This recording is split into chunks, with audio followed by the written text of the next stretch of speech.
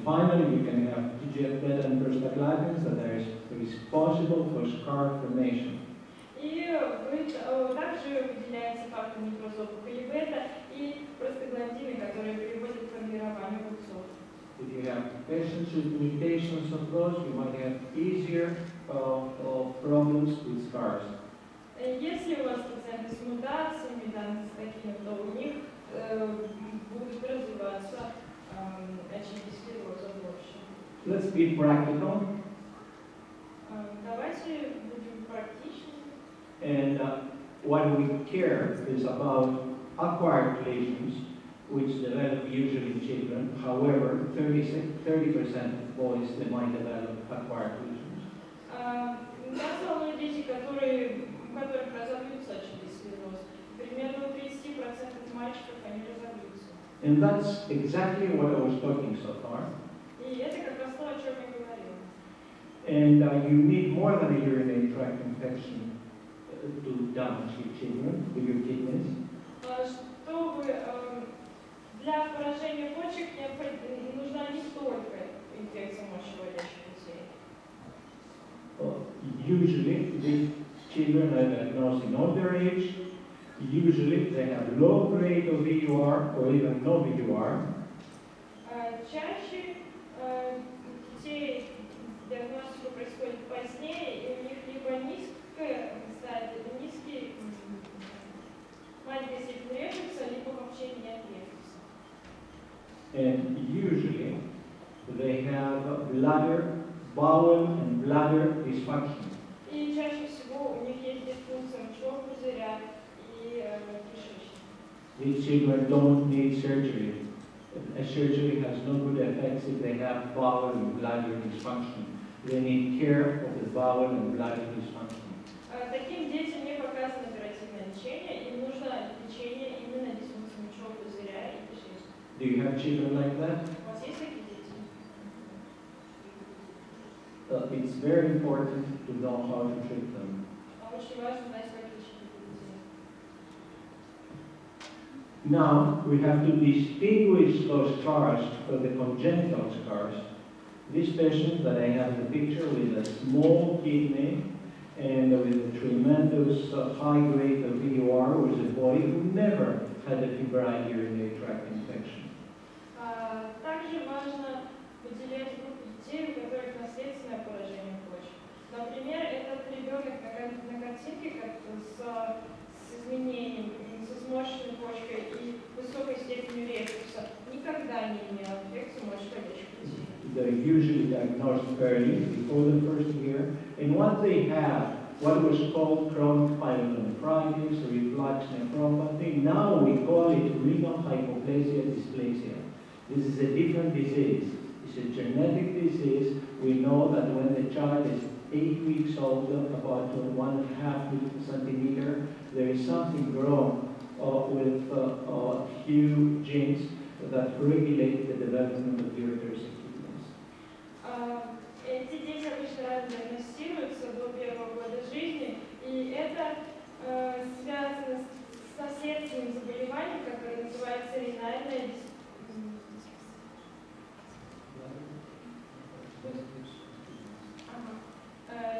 дисплазия почки, мочевого пузыря и мочеточника. If you know the displacement, ureteric embryonal, ureteric bladder is responsible for that. The ureteric bladder is responsible for that. Это дефект развития, эмбрионального развития мочеводящей системы. I want you to know that 20% of girls might have congenital scars. 20% of girls. It's not only boys, but 20%. У 20% девочек также может быть это заболевание.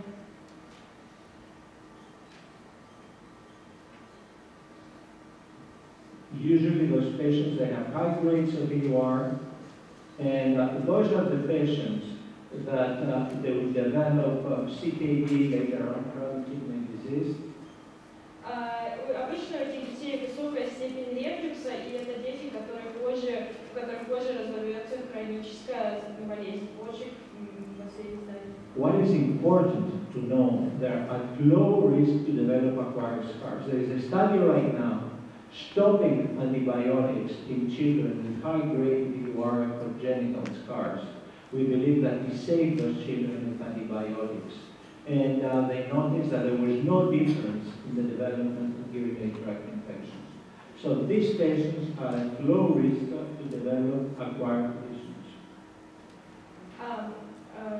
Ранее мы назначали таким детям превентивную антибактериальную терапию. Тем не менее, последние исследования показали, что она не дает выраженного эффекта по сравнению с контрольной группой, и у таких детей низкий риск развития нефросклероза вследствие именно инфекции. I have a difficult question for you. VUR is a risk factor to develop kidney damage. I'm afraid that we don't really know. That's why a few years ago we did a meta-analysis and we included 80 studies and 11,000 patients. У меня к вам сложный вопрос. На самом ли деле пузырно-мочеточниковый рефлюкс является фактором развития повреждения почки? И мы провели мета-анализ, включавший 80 исследований, и в который вошло 11 больше. Those are the studies. And it was found that there was a 4 times increase. But the increase was significant only in children with dilating PUR. So a child with dilating PUR might develop into lesions, and you have to be very careful, especially if it's a girl, especially if there is a history of acquired renal scarring. И развитие инфекций, риск развития инфекций в 4 раза выше у детей с дилатирующим пузырно-мочеточниковым рефлюксом, особенно у девочек. So there is another study, and this was from 27 primary care pediatric practices, and there were 611 children. Another big study was found exactly the same.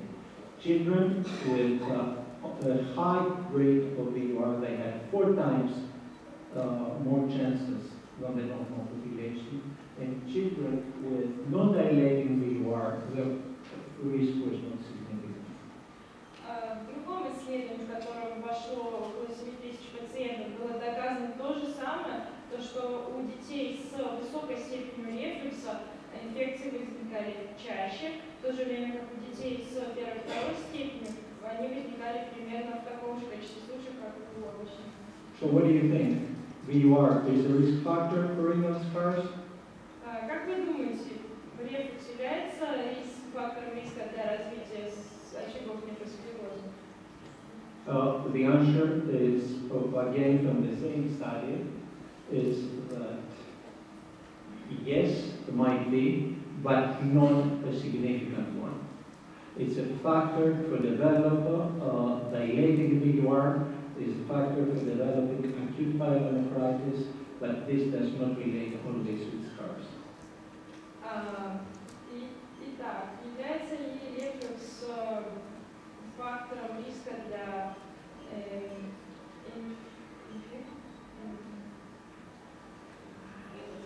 для нефросклероза?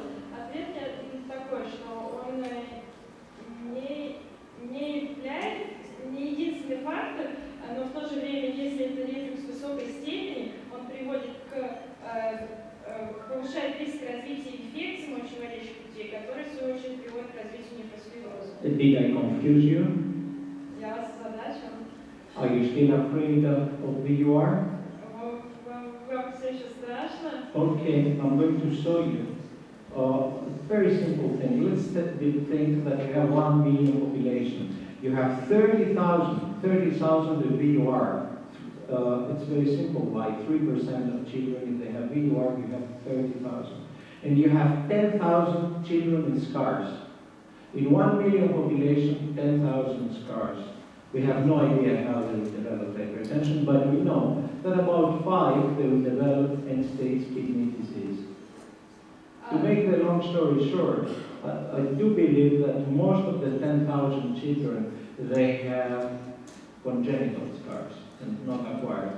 Probably only 2,000 of the 10,000 they develop lesions, the rest of them they are congenital. Таким образом, например, у нас есть 1 миллион человек. У 3% из них есть пузырный мочеточниковый рефлюкс. Таким образом, у нас есть 30 тысяч человек с пузырным мочеточниковым рефлюксом.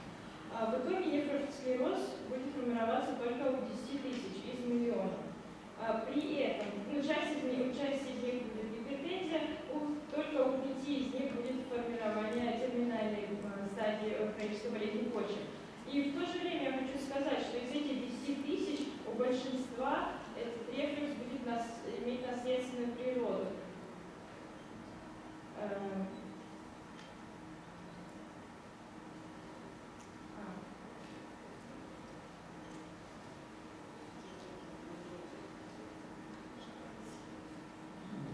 The majority they have congenital lesions, congenital scarring. У большинства детей из этой группы нефросклероз имеет наследственную природу, и только примерно 2000. I'm expecting you to ask me, that's okay, those are children, and we know that hypoplasia, dysplasia takes a long time, and some of them they have congenital. What's going on with this population after 30 years? And yes, we have the study. Вы можете спросить меня, что происходит с этими детьми, у которых нефросклероз имеет наследственную природу. Big study from the 70s from Sweden.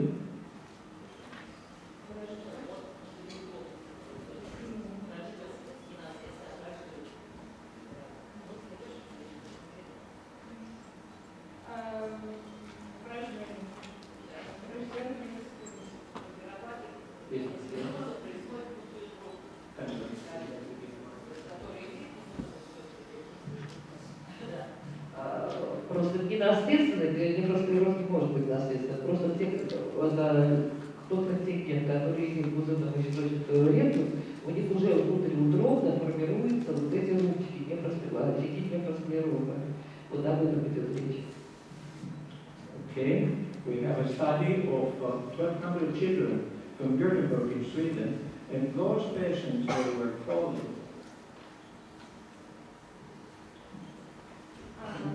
They were followed many years later, 16 to 26 years later, and it was found that they had reasonably good kidney function and there was no increase in hypertension.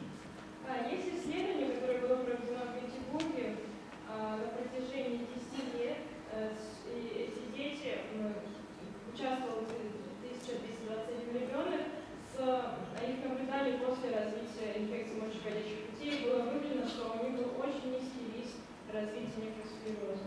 If you ask me, 16 to 26 years is not good enough. There was a year ago another study that showed that after 41 years, the results were about the same. And the ladies who developed advanced CKD were only those who had bilateral and diffuse lesions, severe bilateral lesions in both kidneys. И после наблюдения в течение 41 года был получен такой же ответ, что очень низкий риск развития нефросклероза, и последние стадии хронической болезни почек были только у нескольких женщин, у которых изначально было двустороннее массивное поражение почек. Those studies and the effectiveness of antibiotic prophylaxis make us to be more optimistic. We believe that VUR was considered to be a problem, and now the pendulum moved from here to here. Pendulum, like the clock, moved to here. But we have to be very careful because some children are at risk, few children, to damage their kidneys.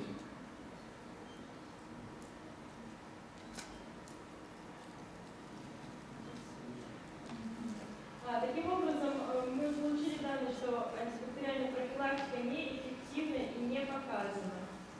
И маятник сдвинулся от пузырного мочеточника других факторов. So we have to be very careful. We have not to go from the one extreme to the other. We have to consider who are the children.